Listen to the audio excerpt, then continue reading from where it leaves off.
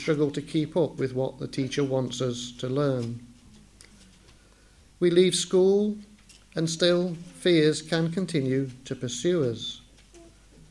Where will I ever find a job, Lord? Lord, I can't seem to find a life partner that has the same values I have.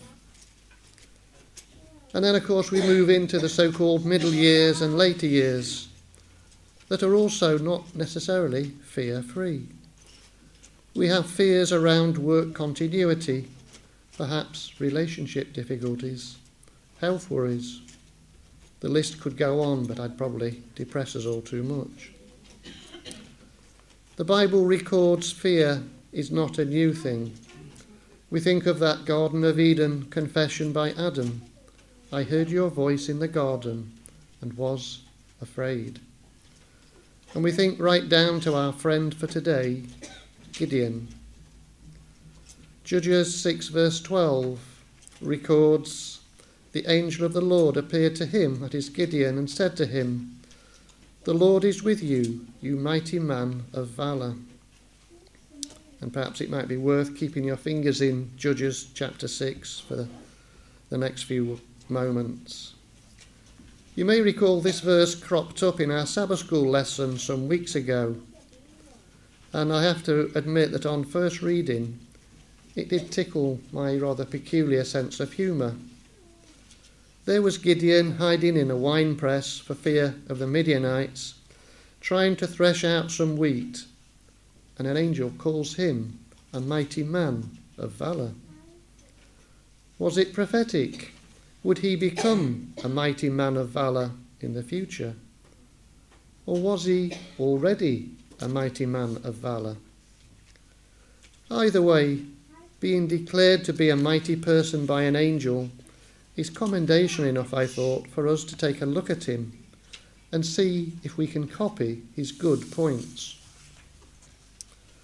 By way of background to the times and the place where he lived, the Amalekites were on the south of Canaan, and as well as the Midianites on its eastern border, were apparently at that time relentless enemies of Israel. The Midianites had been nearly destroyed by the Israelites in the days of Moses, but since then they had recovered to become a very large and a very powerful nation. Thirsty for revenge for past doings and encouraged now that the protecting hand of God appeared to have been withdrawn from Israel, they felt their time of retribution had finally come. And it wasn't just the tribes on the east of the Jordan, but apparently the whole land suffered from their ravages. Like a devouring plague, they spread over the whole country. They came as soon as the harvest began to ripen, and they remained until the last crops had been gathered. They stripped the fields of its produce and robbed and beat the inhabitants before returning to the deserts. And because of them, the Israelites who'd lived in the open countryside were forced to abandon their homes, to congregate into walled towns, to seek refuge in fortresses, or simply to find shelter in the caves and the rocks among the mountains. And for 7 years this oppression continued. And then, as the people in their distress turned back to God and confessed their sins, we are told that God again raised up a helper for them. I wonder how you would feel if you were physically threatened year after year. All your hard work to grow food comes to nothing as these thugs steal your crops. I was wondering about this recently at my allotment. From time to time, we do get troubles there. Sheds are broken into and equipment stolen. Crops pilfered from the ground. But in my nearly 8 years of allotment activity, my shed has never been damaged, and to the best of my knowledge, no human has stolen any of my produce. Pigeons and rabbits have not respected my allotment in the same vein, sadly. But I grow vegetables and fruit for fun, to eat or to give away. And I'm glad, and I'm sure Davina's quite glad, I don't rely on my produce to keep body and soul together. But for Gideon and his fellow citizens, it was somewhat different. Like pigeons at strawberry season, the Midianites knew what time of year to come looking for what crop. At the time of our scripture reading, it was wheat harvest time, and we can be sure that the Midianites were keeping a very close eye out for any activity on the threshing floors. And we get the picture that they were so mean that they would wait until all the work had been done. The fields of corn had been scythed down, the grain threshed from the chaff, before they came to steal it. Yes, despite my original perspective that it seemed a bit humorous calling Gideon a man of valour when he was hiding away in the winepress, he was a brave man. But he was more than that. He also exhibited wisdom. Bravery on its own may have been a bold move for a short period of time, but the enemy would no doubt have seen him threshing wheat in the open and dealt with him. This way, he was not only braver than his fellow countrymen, who were hiding in the hills and the mountains, but by using wisdom, he also had food to eat for himself and those around him. And we're told as Gideon worked away in secrecy, he sadly pondered on the condition of his country and wondered how the repeated cycle of oppression could be stopped. And this is where we pick up the story in Judges chapter 6, verse 13. We remember, of course, this angel had appeared to him in the scripture reading. And Gideon says to him, "O my Lord, if the Lord is with us, why then has all this happened to us?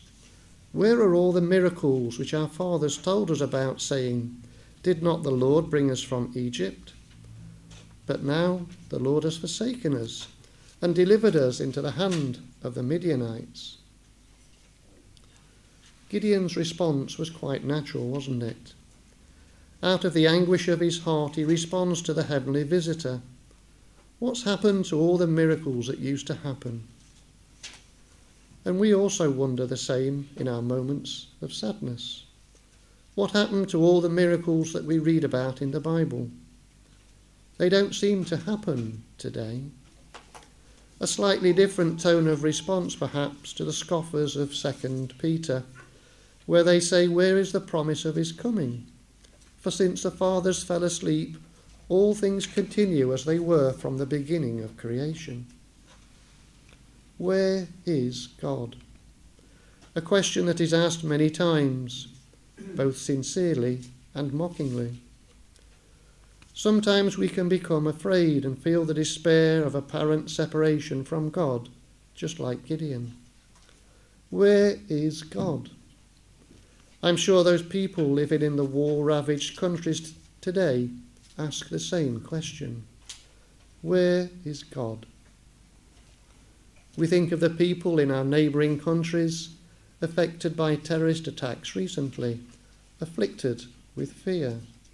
Where is God? Where was God in the case of Gideon? Well, the story in chapter 6 continues. Then the Lord turned to him and said, "Go in this might of yours, and you shall save Israel from the hand of the Midianites. Have I not sent you?" This verse gives two big clues to Gideon and to us today. Then the Lord turned to him, and "Have I not sent you?" The Lord was there beside him without him even realizing it. He can be there beside us too, without us always being aware of it. And sometimes we're so wrapped up in our minds on the problem at hand that we don't see he was there until looking back on it later. Maybe we ought to spend a little more time in our busy lives reviewing our personal history. Maybe we would spot more occasions where God has indeed been right beside us. Continuing the reading in Judges 6, "And the Lord said to him, 'Surely I will be with you, and you shall defeat the Midianites as one man." Then he said to him, "If now I have found favour in your sight, then show me a sign that it is you who talk to me. Do not depart from here, I pray, until I come to you and bring out my offering and set it before you." And he said, "I will wait until you come back." Humanity, it seems, is plagued with doubts. We need lots and lots of assurance and positive signs to encourage us. Maybe we need to spend more time encouraging each other. As we encourage others, we encourage ourselves at the same time. Even Jesus, despite all the miracles he did, was pestered by the Jewish leaders to demonstrate his divinity by gratuitously producing miraculous signs. Their requests stemmed from a hard heart, but Gideon's was from a sincere but slightly battered heart. In our fears and worries today, we also would like a sign that God is still with us. We feel sure that if he gave us a sign, then our fears would be gone. Does he give us signs that he is still there with us today, the undefeated champion of the universe? I believe he still intervenes in the ordinary lives, of day-to-day lives of our children today. But at the time, we don't always notice it. And thinking of this, I was reminded of many years ago. I was travelling one cold and frozen Friday to meet some friends near Birmingham, where we would travel on to the Brecon Beacons for a weekend of camping. Partway on my journey to Birmingham, I noticed that when I stopped at the traffic lights, there was a little wisp of condensed steam coming from the front of the bonnet. Then the temperature gauge started to creep up a little higher. So I put the heater on full blast to provide as much cooling as I could. A few miles from my destination in Birmingham, the air from the heater vent suddenly went cold. And as I pulled up at my friend's house, the car disappeared in a very large cloud of steam. It may have looked very impressive, but it wasn't going to help me get back home on Sunday evening. Wary of cracking the engine block by adding water, I left my car to cool down on its own. The weekend was forecast to be very cold, about -10 or so. So without antifreeze, a frozen cooling system wouldn't help either. Yes, I used to do mad things and camp in very cold weather. I like central heating now, though.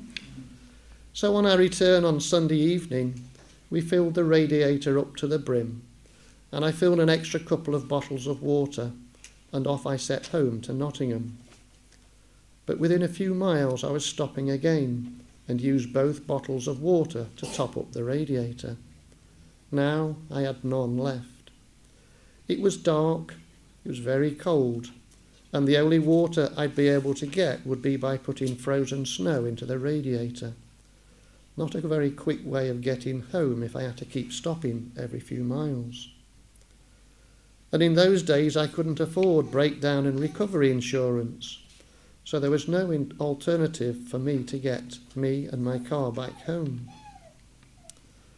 So with the 2 bottles of water in the radiator, I set off again, expecting it to overheat again within a few miles. But it didn't. I kept going and praying, and eventually I arrived back home in Nottingham without a further stop. So maybe the problem wasn't so bad after all. The following morning, having arranged a very quick day's holiday from work, I walked to a nearby car parts depot and purchased a shiny new radiator on which there was a deposit which would be refunded when I brought the old radiator back to them. When I took the old radiator off the car, it literally fell into pieces.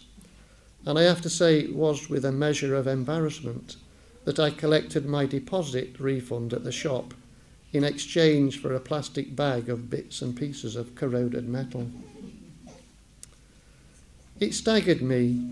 How had the cooling system worked all the way back from Birmingham? Logically, there was no explanation, except God hears prayers and gives us tangible signs that, yes, he's still there watching us, helping us through our fears and problems. Gideon also had his sign in the form of the food offering being consumed by fire, and he proceeded on the strength of that sign to start the spiritual reformation of Israel. Admittedly, it was a small start, a small task when viewed against the nationwide problems. But God in his wisdom sees our situation and knows how feeble our spiritual strength is. So he gently gives us spiritual exercises to build our faith. Before the Lord could use Gideon for the nationwide problem, he required him to purge idolatry from his family.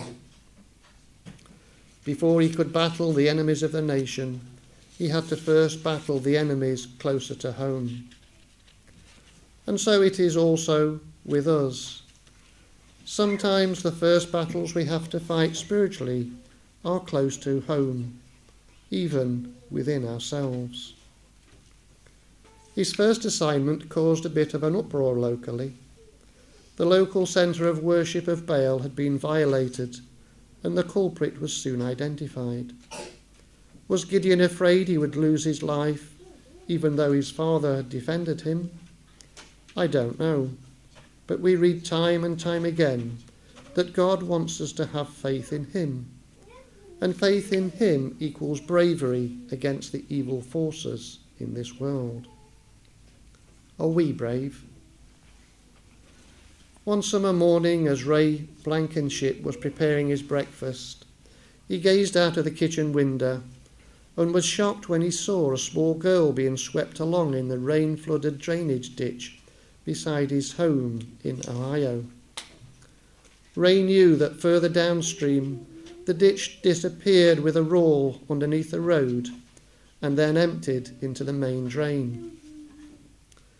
He dashed out of the door and raced along the ditch, trying to get ahead of the sinking child. Then he hurled himself into the deep, churning, muddy water, and coming to the surface was able to grab the child's arm. The current was so fierce that it tumbled them end over end. Within a few feet of the yawning channel, Ray's free hand felt something, possibly a rock, protruding from one bank. He clung desperately, but the tremendous force of the water tried to tear him and the child away. If I can just hang on until help comes, he thought. But he did better than that. By the time rescuers arrived, he had pulled the girl to safety, and both were treated for shock. On the 12th of April 1989, Ray Blankenship was awarded the Coast Guard's Silver Life-Saving Medal. What do you think of his bravery? But what would you think of his bravery if I added a little to this story? Ray cannot swim. Bravery, it seems, comes in different strengths. Was Gideon now filled with courage to strike the Midianites? Well, not quite. We're back to the insecurities that we all share at some time or another. Another sign is called for. Judges 6:36 and 37 tells us, "So Gideon said to God, 'If you will save Israel by my hand as you have said, look, I shall put a fleece of wool on the threshing floor. If there's dew on the fleece only, and it is dry on all the ground, then I shall know that you will save Israel by my hand, as you have said.'" I don't know if we can picture the scene. You pick out your picnic blanket and you spread it out on your lawn at night. And then in the morning you go and see, is the grass wet and the blanket dry, or vice versa? Do we sometimes deceive ourselves, I wonder, by asking for signs? We use it as a way, perhaps, of delaying obedience.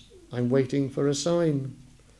Or sometimes we take circumstances as a sign, even if the matter is definitely contrary to the one already declared quite plainly in the Word of God. It reminds me of a story of a man who was trying to get control of his appetite. I always have a food story, don't I? Well, this man decided he was going to eat healthily, lose some excess weight, have a clearer mind, and on a spiritual level, of course, have a better relationship with God as a result. But then he's tempted one morning on his way to work with his old enemy, the donut.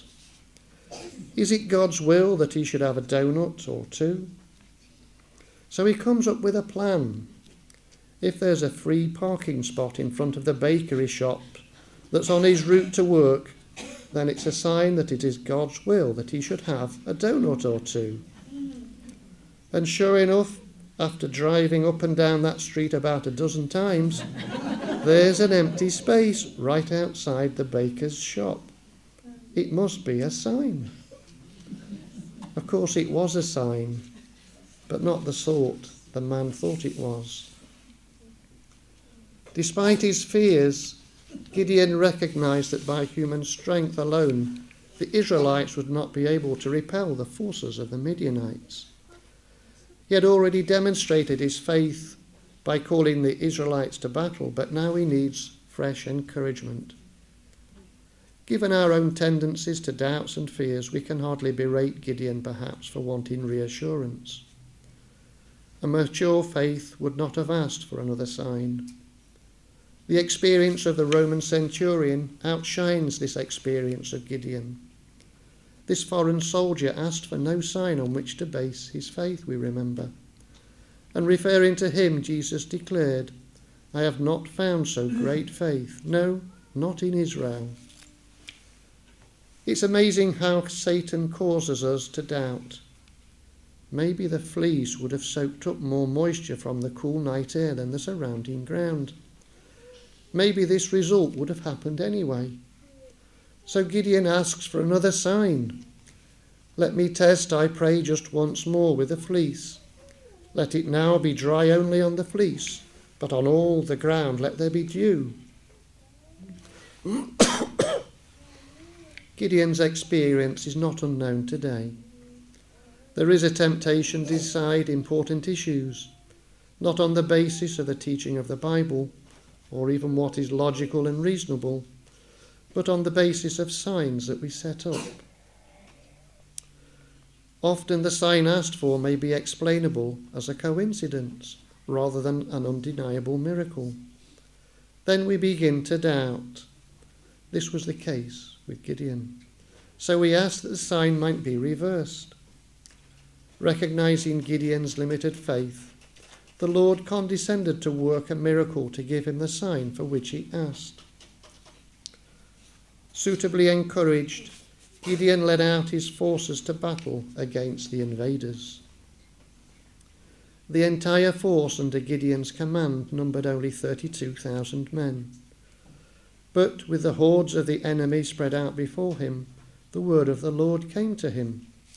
The people who are with you are too many for me to give the Midianites into their hands, lest Israel claim glory for itself against me, saying, my own hand has saved me. Now therefore proclaim in the hearing of the people, saying, whoever is fearful and afraid, let him turn and depart at once from Mount Gilead.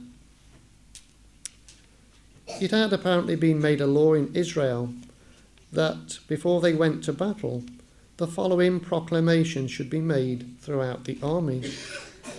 If there is a man that has built a new house and has not dedicated it, let him go and return to his house, because if he dies in the battle, another man will dedicate it. Similarly, for those who had just planted a vineyard or just got married. And the officers were to proclaim also to the people, saying, if there is a man who is fearful and faint-hearted, let him go and return to his house, so he doesn't cause his companions to catch his fear as well during the battle. Because his army was so small, Gideon had not made this usual proclamation. You can imagine that Gideon, to say the least, was a little disappointed to hear that his army was too big. Numerically, odds of less than 4-1 against are not so great. Gideon, though, obeyed the Lord's direction, and I'm sure that with a heavy heart he saw 22,000, or more than 2/3 of his entire force, depart to their home. The odds just got worse. It was now 10,000 against 135,000, outnumbered by more than 13-1. But again the word of the Lord came to him with this shocking command in Judges 7 verse 4. The people are still too many. Bring them down to water, and I will test them for you there.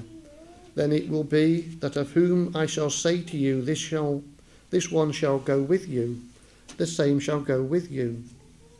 And of whom I say to you, this one shall not go with you, the same shall not go. So the people were led down the hillside to cross a stream, expecting to make an immediate advance upon the enemy. A few hastily took a little water in their hand and sucked it up as they went on, but nearly all bowed their knees and leisurely drank from the surface of the stream. Those who took the water in their hands were just 300 out of 10,000, yet these were the ones selected. All the rest were told to return to their homes. The odds have, humanly speaking, collapsed. From 4-1 down to 13-1, and now down to 450-1. I don't think there's many of us would fancy the odds of 450-1.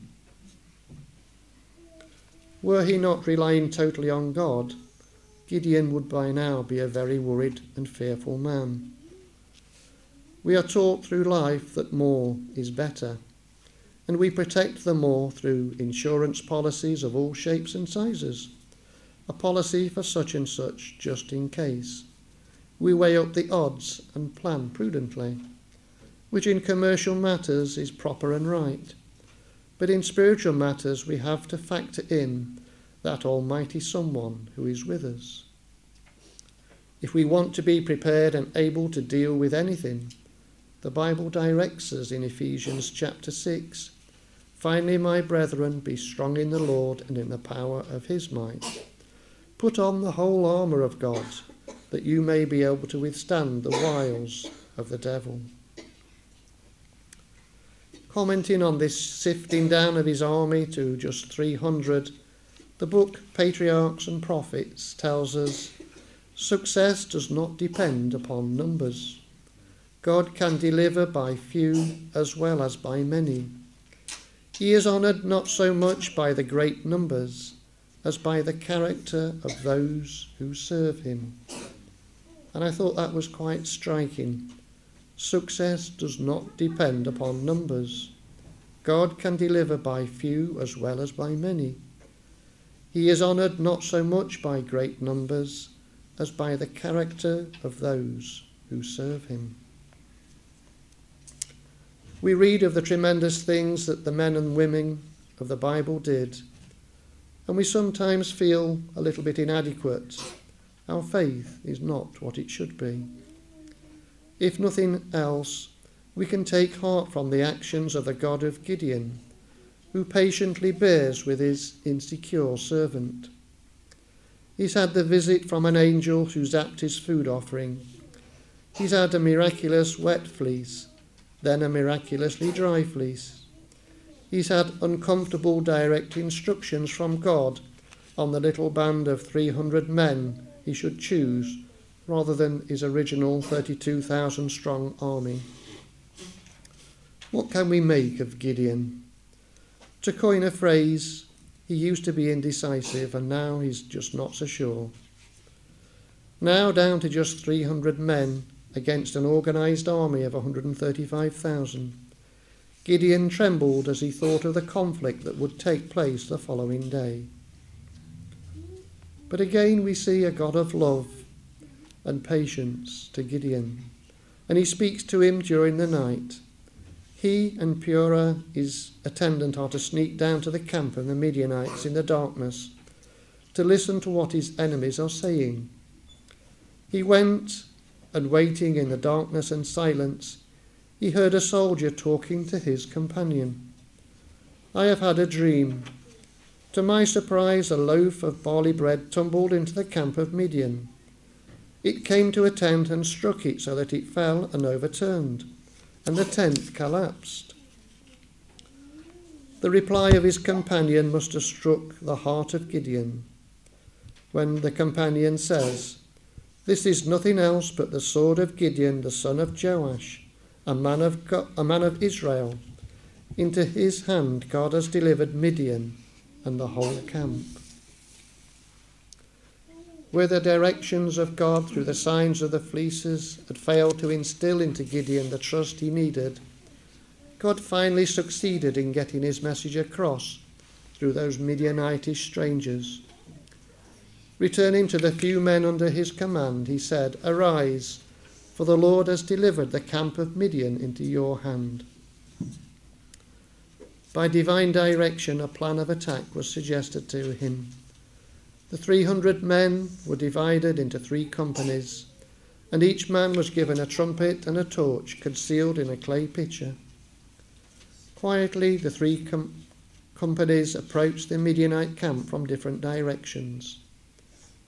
At the signal from Gideon's war horn, the 3 companies sounded their trumpets. Then, breaking their pitchers and displaying the blazing torches, they rushed down the hillside toward their enemies. The sleeping army was suddenly awoken to find all around them the light of the flaming torches, the sound of trumpets and of shouting. The Midianites were panic-stricken and fleeing for their lives, but mistaking their own companions for enemies, they slew one another. Yes, the best way for 300 men to defeat 135,000 is to get the 135,000 to help defeat themselves. Whilst it might be a little bit gruesome, one wonders, what can we learn from these events that happened so long ago? I think there are many aspects of it that can help us today. Gideon was not fearless all the time. Like us, he had his spiritual ups and downs. Even Moses had his moments when divine encouragement was needed. When we have those fear-filled times, we need to remember Gideon with his tiny army of 300 men. God can do a lot with little. Just trust him. Remind yourselves of times from the scriptures or from your own life experience when God particularly shone through and did something amazing. God doesn't necessarily do all miraculous signs to order. This is what the Pharisees kept asking for, and God was not happy. He said, "An evil and adulterous generation seek after a sign," in Matthew chapter 12. Jesus was there teaching truth and supporting it from the Old Testament. They understood all too well what he was saying.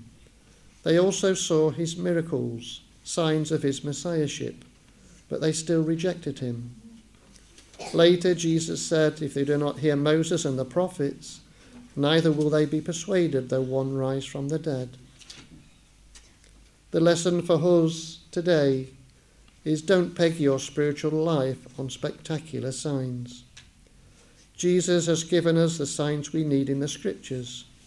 Anything extra is really a bonus, an expression of his great love for us, just like it was for wavering Gideon.